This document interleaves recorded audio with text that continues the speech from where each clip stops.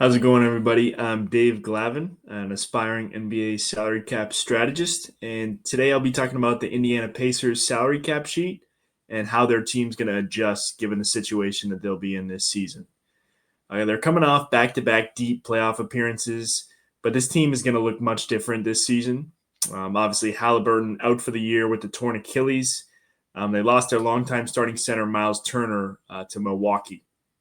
While the expectations certainly can't be as high as where they've been the last few years with the conference finals and the finals appearance, this season should really still be viewed as an opportunity for them to find guys who can emerge as part of their long-term core for when Halliburton's back.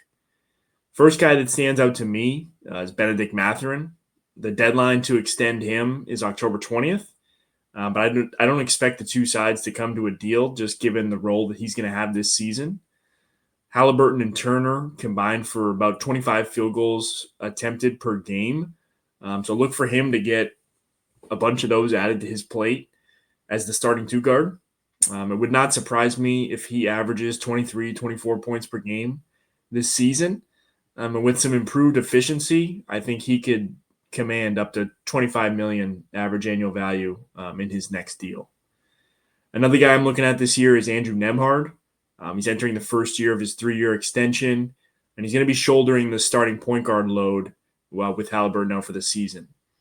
The question surrounding his game is he going to be more like the playoff version that we've become accustomed to, or was his inefficiency last year in the regular season a sign of what we should actually expect? Is he going to be able to maintain his strong defensive performance with this increased offensive expectation? Those are the main questions I have regarding his game, but excited to see him with this opportunity. We know what Siakam's going to bring to the table. He's going to be asked to play some heavy minutes, something he's used to from his last few years in Toronto.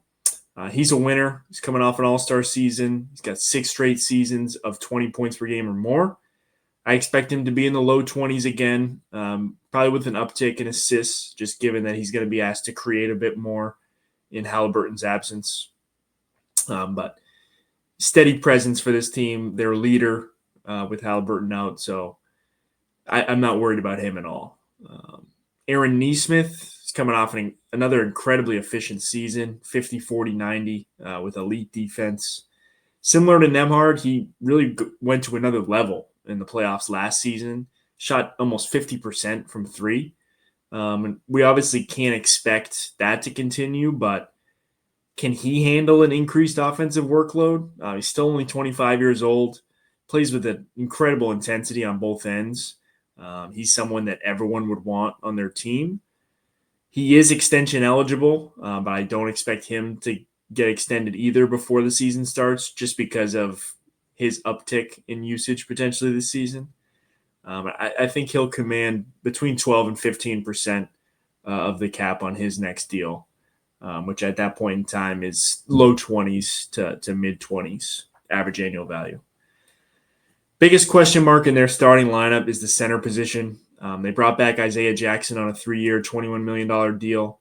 He's coming off a torn Achilles, so I'm not sure how many minutes we'd be able to expect from him per game, at least to start the year, as they kind of ease him back into play. They returned Tony Bradley and James Wiseman. Not really too excited about those two. They haven't shown to be that impactful, and they're pretty one-dimensional as big men. They did trade for Jay Huff from Memphis. He's probably the one I'm most excited about, just given his ability to stretch the floor. He can bring some of that rim protection that Turner provided. And Turner's three-point ability really added another dimension to their offense. So we'll see if Huff is able to replicate that in any way. Depth was really this team's calling card and a reason why they were able to play so hard every night and, press 94 feet, constant rotation of guys coming off the bench. They do return a solid bench unit led by T.J. McConnell, Obi Toppin, and Ben Shepherd. 2 guys I'm watching this season for increased minute opportunities are Jarris Walker and Johnny Furphy. And they're going to have a chance to play some significant minutes off the bench. In a year like this, I feel like Indy's goal should really be to find two to three new guys that they feel comfortable as members of that next iteration of a contending Pacers team. They stand about $6 million below the tax line. I don't expect them to get much closer to it, just given the nature of this season and the expectations for this group. They're hard capped to the first apron after the Jay Huff trade. They've got most of this group locked up beyond this season. I did mention Mathurin and Neesmith as extension candidates. Don't expect either of those to get done. They've got 3 tradable first-round picks, depending on whether they choose the even or the odd years. It's 3 either way.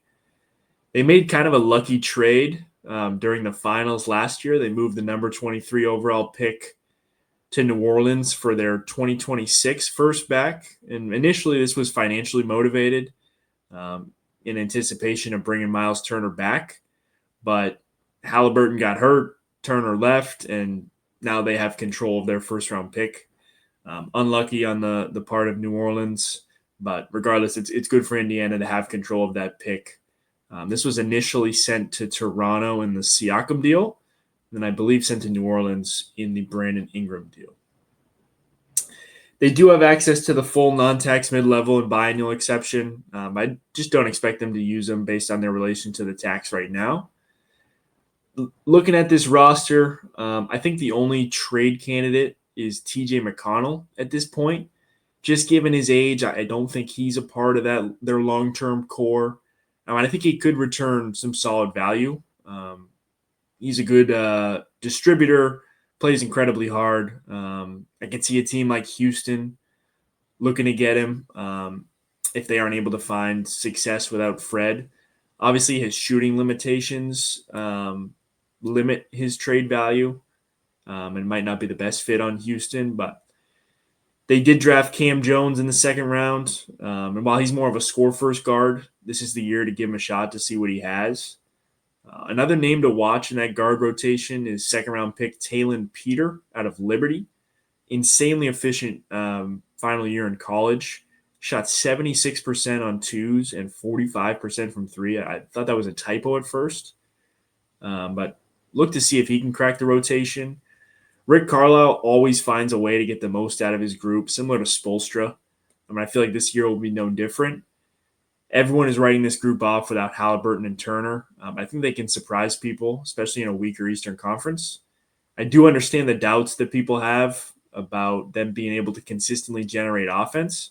But I think guys like Nembhard, Mathurin, and Neesmith, they've shown signs that they can handle some of the increased workload. And we know what Siakam has done in the past. In terms of their cap sheet, I don't expect it to change much. Mention McConnell as an extension candidate. But I think really Mathurin and Neesmith, they're the biggest question marks in terms of them being extension eligible and making the most of their increased workload this season. That could really pay off for them. I don't think the Pacers would come from the viewpoint of trying to get a deal done now to lock them into team control if they expect their performance to increase. But again, I really am high on Mathurin in terms of his ability to put the ball in the bucket. Just needs to improve his efficiency a little bit. Thank you to anybody who tuned in. I'm going to be back tomorrow with a video on Memphis. Thank you.